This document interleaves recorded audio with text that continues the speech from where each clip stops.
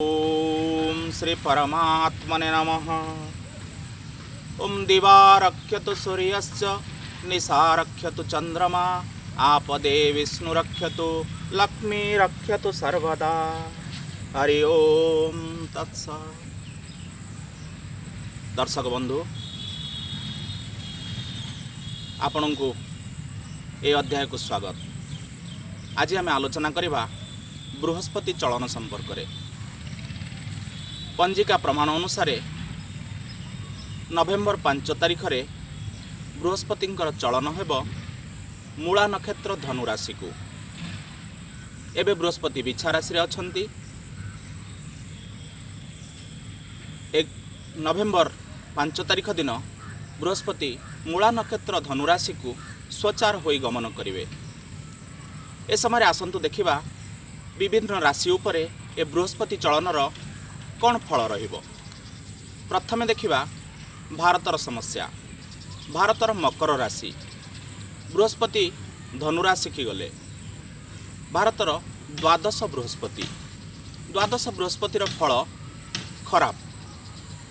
ए वर्ष राष्ट्रफल रे भारत रे कौन घटिबो ना बहुविध स्थान रे अशांति देखा जिवो। विशेष करी उत्तर पूर्वांचल उत्तर पूर्व राज्य मानकरे बहु असंतोष कलह उपद्रव इत्यादि परिलक्षित हेबो।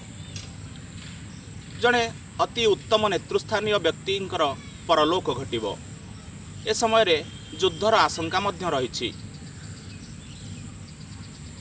भारतर ए वर्ष सेते भलो नाही कहिले चले। देखिबा हम राज्य परिस्थिति। ओडिशार कर्कट राशि को षष्ठ बृहस्पति। फलाफल या जे सामान्य रोग, सामान्य ऋण, सामान्य शत्रु अर्थात चलित वर्ष राज्य रे स्वास्थ्य संपर्कित समस्या टी अधिक चर्चित हेबो और अधिक गुरुतर हेबो। राज्य मध्य सामान्य आर्थिक संकट दे गति करि पारे। ता सहित राज्य रे बा सरकारंकर विरोधी माने सामान्य प्रभावी होई पारंती। एई भली भाबरे राष्ट्रफल अतिबाहित हेबो। एबे आसंतु देखिबा 12टी राशि उपरे यार फलाफल कौन रहिबो। प्रथम देखिबा मेष राशि। मेष राशि को नवम बृहस्पति अत्यंत शुभ फलदायक। यह भाग्य वृद्धिर लक्षण। मेष राशि व्यक्ति माने चलित वर्ष भाग्य वृद्धि, कर्मजीवी माने प्रमोशन पाई पारंती, वेतन वृद्धि घटी पारे बा जो माने कर्मजीवी नुहंती सेमानकर जीवन यात्रा रे मध्य अनेक उन्नति परिलक्षित हेबो। वृष राशि को अष्टम बृहस्पति। अष्टम बृहस्पति रे बध बंधन। अष्टम बृहस्पति वृष राशि व्यक्ति माने ए वर्ष तांकर सकल कार्य बाधा प्राप्त हेबो। समस्त कार्य बंधन भितरे मांदा स्थिति रे गति करिवो। अनेक क्षेत्र रे मध्य कर्मजीवी माने सरकारी कार्य रे चापयुक्त रहिबे। मनटा कहीं कांदिला भली लागिबो, अभिमान लागिबो, सबु जगह असंतोष देखा जिवो। एबे मिथुन राशि सप्तम बृहस्पति। ए समय रे अनेक मांगलिक कार्य समापन करिवे।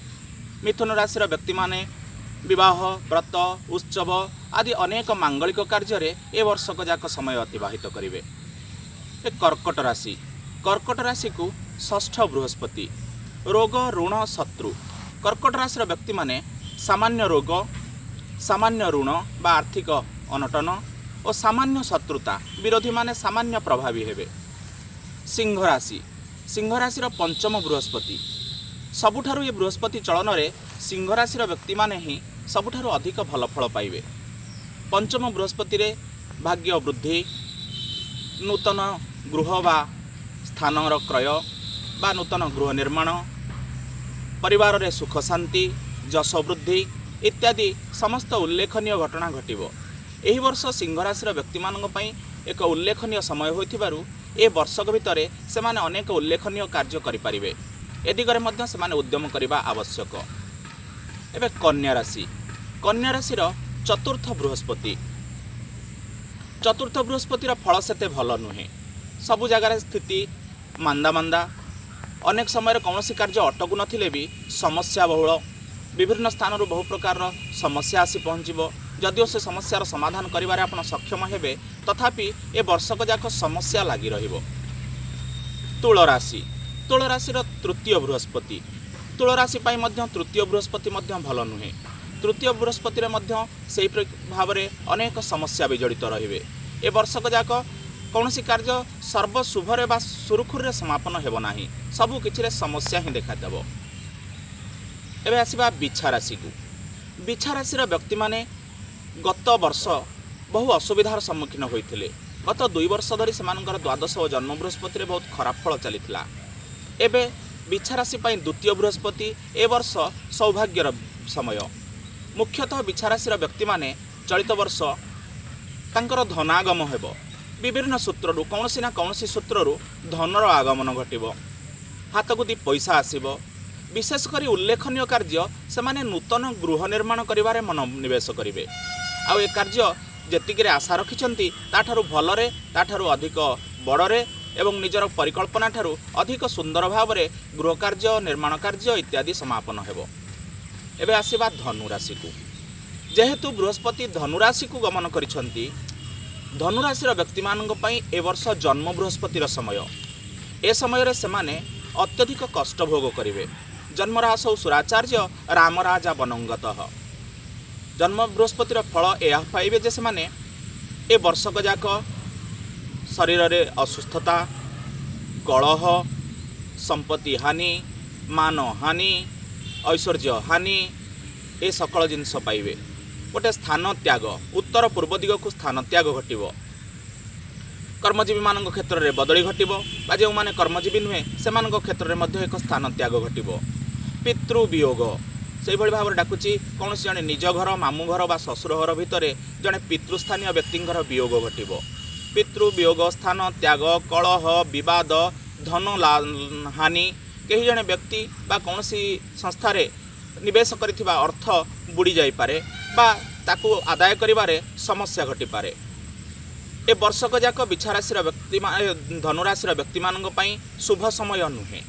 तेणु सेमाने ए वर्ष जगी रखी चलिबा आवश्यक। यापर मकर राशि। मकर राशि द्वादश बृहस्पति। जे भली धनुराशि व्यक्ति मानक पई जन्म बृहस्पति खराब, से भली द्वादश बृहस्पति मध्य खराब। द्वादश बृहस्पति रे अनेक स्थान रे क्षति, शारीरिक क्षति, आर्थिक क्षति, मानसिक क्षति, सबु स्तर में आपण चलित वर्ष क्षतिर सामना करेंगे।